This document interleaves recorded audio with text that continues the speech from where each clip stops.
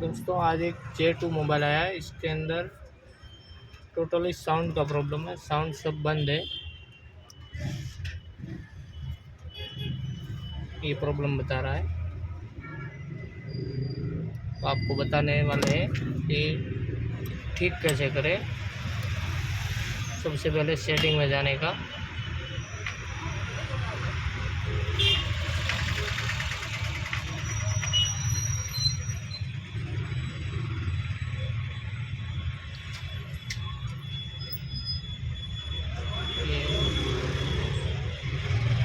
ये turn off all sound, ये बंद कर देने का ऑफ।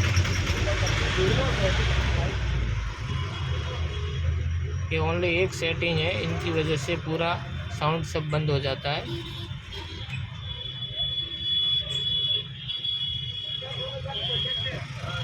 ये ठीक हो गया।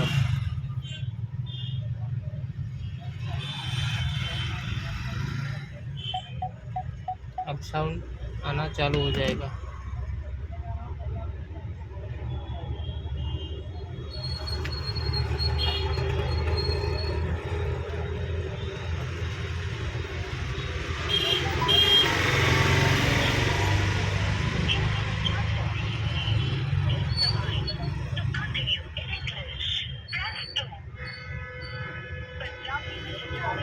ओके, साउंड आना चालू हो गया।